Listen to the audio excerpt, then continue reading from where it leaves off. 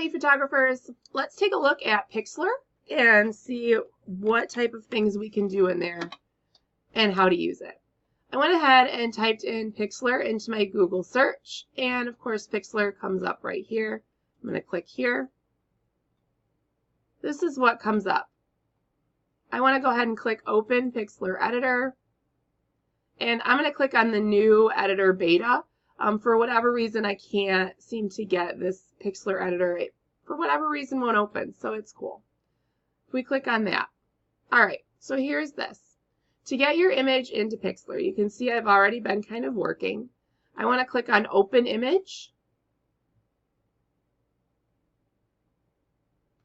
And I then navigate through to find where my image is. Here it's already open because I've been working in that.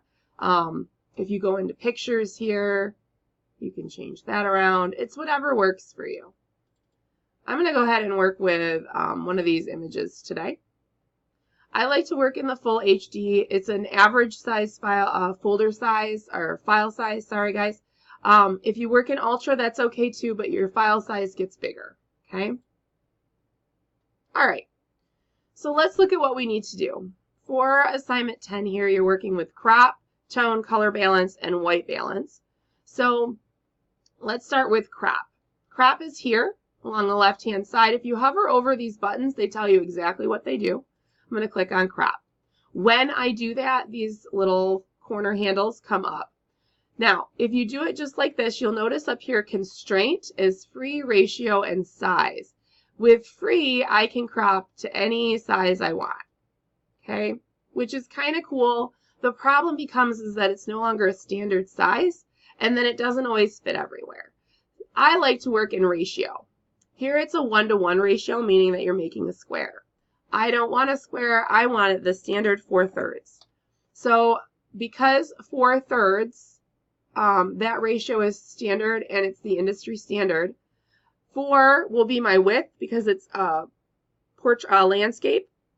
So it's longer than it is tall. Okay. So my larger number is going to go in W, and my smaller number is going to go in height. I'm going to go ahead and apply.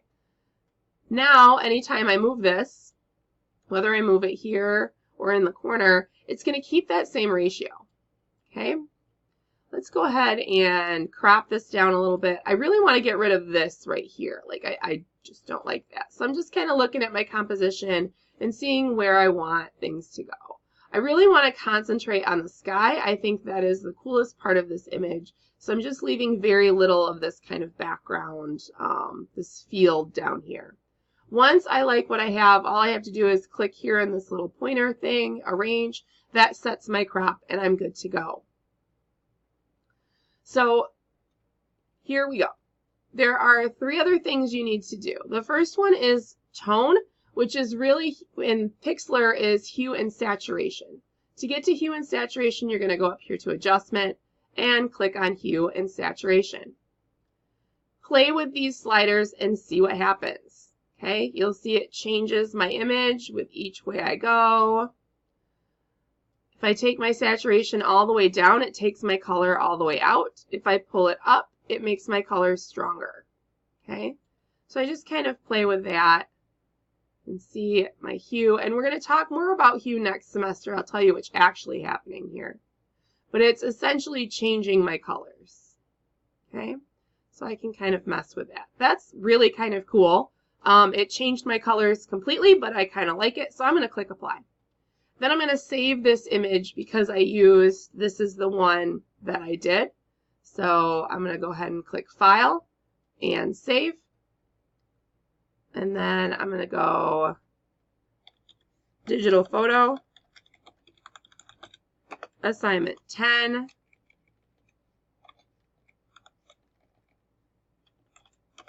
And I'm just going to put in hue, and I need to put a 1 here because this will be the second one I will have done. Remove that window, and then I'm going to click download. Make sure you're clicked on JPEG. That's what you want to submit. PNG is okay too, but don't choose PXD. That's the Pixlr file. I can't read those, and they won't go into PowerPoint for you. So make sure you're clicking on JPEG or PNG and click download. It's going to download that file for me. That's good to go. All right, so now I need to go on to color balance, right? Well, I've adjusted here. Do I want to do color balance on top? I can, or I can go up here to edit and click on undo. That takes me back to what happened just before the last thing I did. I can click undo again and it uncrops the image for me. That was the last thing I did before that. Okay, so you can always undo whatever you do. I'm going to redo and get my crop back. When you're working in this screen, if you want your photo larger or smaller to work with, you can adjust it over here. For me also, the little roller ball on my mouse will also increase and decrease the size of the image for me on the screen. All right, let's look at color balance. Color balance is here. This is where you can individually adjust the red, green, and blue. You always want to make sure your preserve luminosity is clicked here. Again, that's something we will discuss next semester as to what that means. Just right now, know you need to have it clicked. So if I can take my red and go this way, I can take my green and go this way, take my blue and go all the way over here. You can see it also previews for you here, okay? You can work in the midtones, the highlights, so those really bright colors, or the shadows, which are the dark areas. You can adjust all of those in one fell swoop, or you can adjust each one and then apply and then go back and do the next one and apply. It's up to you. Right now, I just want to see that you played around with it a little bit, so I'm just going to push everything just kind of one way or the other. I really don't like color balance isn't something for this image that I really need. My camera, I had my settings correct. It did color balance it fairly well. So this isn't really something I need, but it's something I need to know how to do, and I need to prove to my teacher that I did it. So I'm just going to kind of mess around with it and click apply. Then I'm going to go in and I'm going to save it again. Digital photo, assignment 10.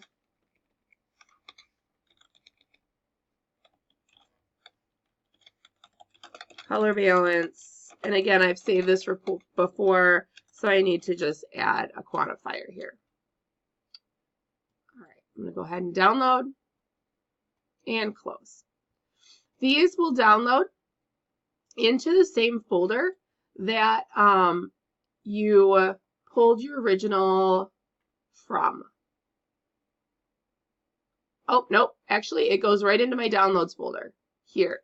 So then I can just highlight these from my downloads folder and move them wherever I want. Sorry about that, guys. It goes into your downloads folder. Okay, I want to undo what I did for color balance and go back here. The last thing we're going to look at is white balance, exposure, or contrast. It depends on which program you're in as to what it's called. Here in Pixlr, you have both brightness and contrast or exposure. If you click on exposure, all that really does is it will pull the exposure one way or the other. So your image gets darker or it gets brighter as you go.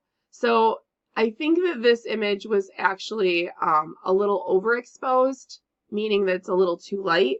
So I'm going to go ahead and pull my exposure down just a little bit. So it kind of darkens things up. You'll notice that I get more definition up here in the sky as I move that exposure down. But I don't want it too dark. I don't want to lose my highlights. Nor do I want to lose this information down here. So I'm going to click apply. Now I can go up and work with brightness and contrast. Let's see what brightness does. Brightness essentially makes your image lighter or darker. Okay, it just takes that lightness out.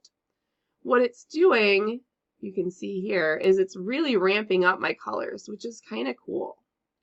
Now if I put that back to 0, which I can click here and enter in a 0 to get that back to where I want it to go. Oops, I got to open it back up.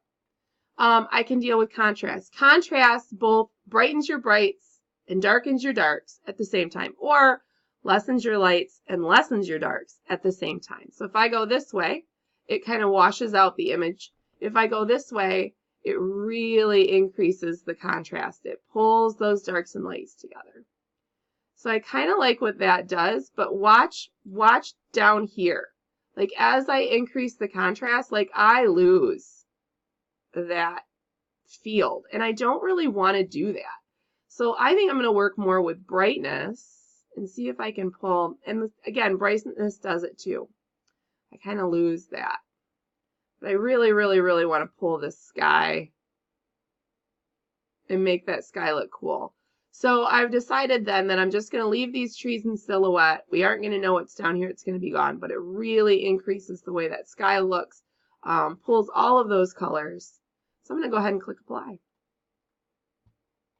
And then I will save it. Digital photo. Oops. Assignment 10. And I'm just going to put in here contrast. Simple. And then I need a 1 because I've done this before. And download. All right.